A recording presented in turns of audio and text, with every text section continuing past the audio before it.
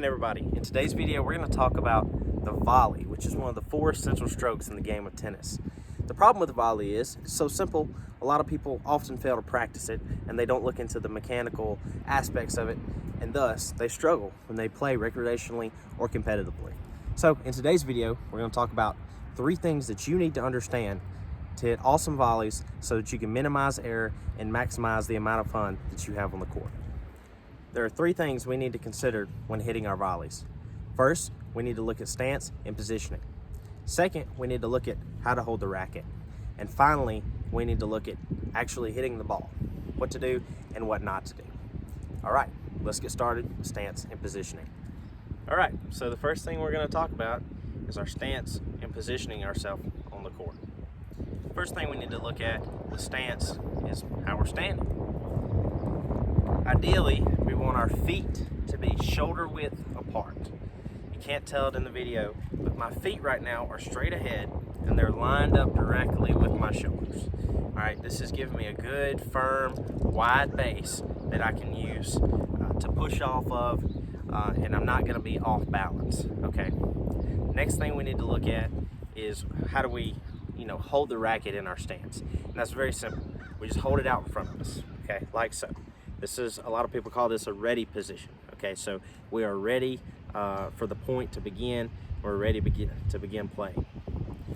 And then lastly, we need to talk about is our distance from the net. And I think this is probably one of the biggest mistake areas a lot of people make, is that they are too far from the net or they're too close from the net, and they lose a lot of points because of it.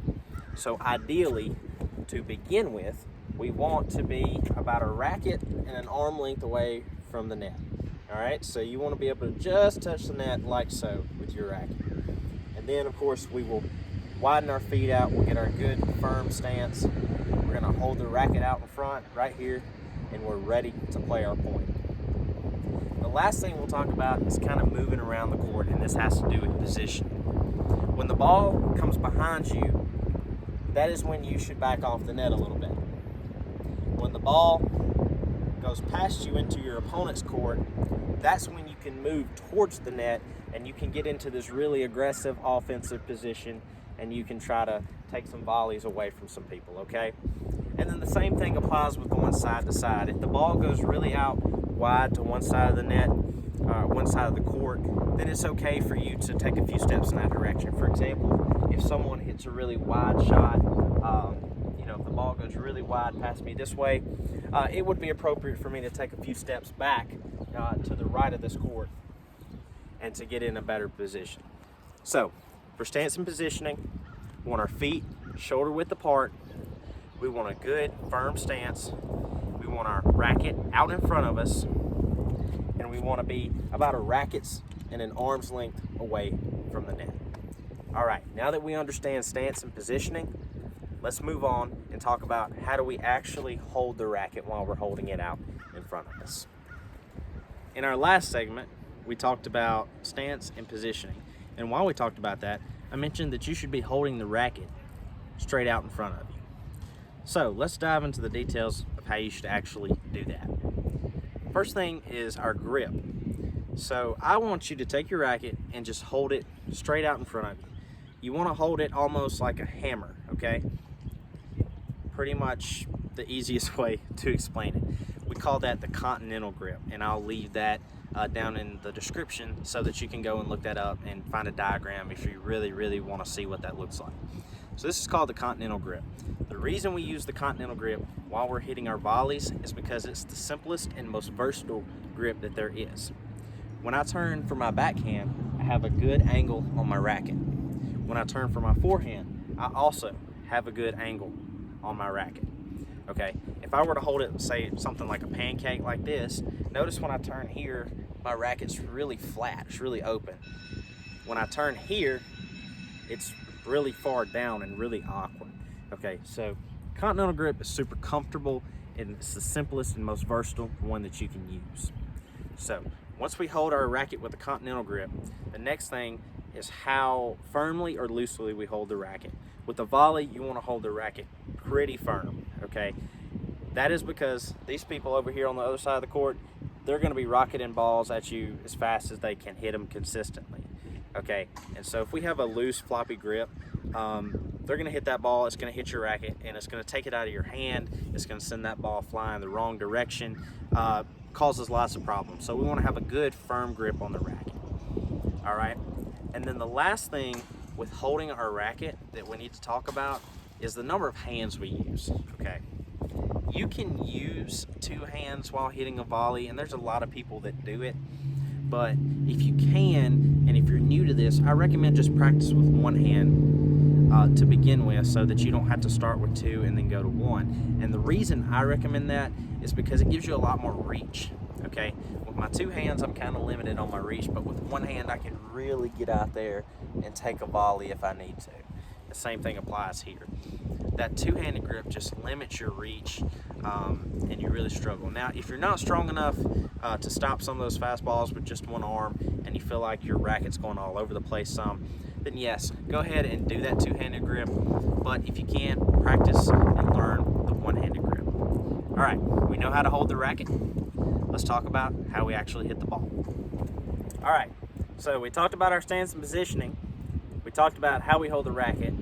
So finally, the part that you've been waiting for is actually hitting the ball, right? So I'm gonna break this down into 2 categories. I'm gonna break it into the do's, and I'm gonna break it into the don'ts, okay? I find that this is the simplest, absolute simplest way to do it. All right, so the don'ts. These are 2 mistakes that I see a ton of tennis players from all levels making. The first mistake is they swing the racket. I know, it sounds counterintuitive, sounds like it doesn't work. It's tennis, you swing at the ball, right? No, on a volley, you're not swinging the racket, okay? The next thing is you're not using your wrist, and that kind of ties into the first one. And so let me show you an example. So on a good volley stroke, what you're doing is you've got your stance, you've got your grip. All you're really doing is bumping the ball. You're doing something like this. You're moving your arm, but you're not moving it a lot, okay? This is what a good volley looks like. You're moving your arm a little bit, but notice I'm not using my wrist, okay? Not using my wrist at all. As far as mistakes-wise of a bad example, something like this, all right? Somebody who's chopping at the ball excessively, or they're using their wrist a whole bunch like so. You don't want to do that. You don't want all this wrist rotation. You don't want to be chopping at the ball. All that does is that creates inconsistency, it creates errors, and ultimately it loses people a lot of tennis matches. And so those are the don'ts. Don't use your wrist, don't swing at the ball. Let's talk about the do's. The best way for me to kind of explain somebody that's at the net is a wall. You are a wall. You've got a firm square stance, you've got a firm grip on the racket. And the thing with walls is they don't do anything crazy. They don't move, they don't do anything just super extravagant, but they block things. And that's really all you're doing with the tennis stroke, with the volley, is you're blocking the ball back to your opponent. You don't have to generate speed because they're already doing that, okay? You're just blocking the ball back at your opponent. And so let's walk through hitting a volley, okay? This volley is going to be coming to my forehand. I'm going to do a few things, all right? First is when I recognize the ball is coming to me and I have an opportunity to make a play, I'm going to basically move in the direction of that, whether I have to make a few steps or I just simply have to turn, okay? So we're going to move in the direction of the ball. Then after we move in the direction of the ball, we're going to bring our racket back. We're going to get ready. Moved in the direction of the ball, bringing the racket back. Like I said, we're just blocking, maybe even adding a little bump to it. Nothing crazy with the ball, okay? This is that simplicity of the volley that I talk about, that a lot of people just kind of overlook or don't understand. You're blocking the ball. That's all you're doing. You're blocking and redirecting, okay? You're not trying to generate any power, not a lot of top spin, nothing crazy. Just blocking and redirecting. And then, of course, you want to step through your stroke. Pretty much every stroke in tennis, you want to step through it like so, and then you'll return to your ready position and take the next volley. All right, so the do's. Do, stand up, stand firm, be a wall. Do, step into your stroke, block the ball, follow through your stroke, return to your ready position. All right, so that concludes our last segment. We'll go to a recap and then we will close out the video. All right, everybody, so that concludes our video. Real quickly, I just want to do a recap. First thing was stance and positioning. You want a firm, square stance. You want your racket out in front of you. You want it an arm and a racket's length away from the net. Next thing with our grip, we want a continental hammer style grip. All right, get this grip and we want it to be really firm. All right, and then we want to try to use one hand, but we can use two. That's perfectly fine. Lastly, we need to talk about actually hitting the ball. When we hit the ball, we don't want to use our wrists excessively and we don't want to swing. But we do want to recognize where the ball is coming to us, move in the direction of the ball, be a wall, block that ball back to our opponent, and then step through the stroke, come back to our ready position. All right, so with that recap, that concludes the video. Thank you all for watching. I hope this video really helps someone get their volley intact and helps them play their games, helps them be competitive, helps them win points and have fun. If you need more tips about this, look online, look at other YouTube videos. You will find hundreds and hundreds of videos, I'm sure, about this same topic. All right, so lastly, once again, thank you all for watching. Hope you're having a good time. Hope you take this and use it to help you out. And happy tennis. When your time comes, don't postpone it. When others doubt it out, you don't condone it. Truth be told, yourself is your toughest opponent. When your moment comes, grab hold and own it. Never let go, stand tall and hold tight. Overcoming obstacles is the objective in life.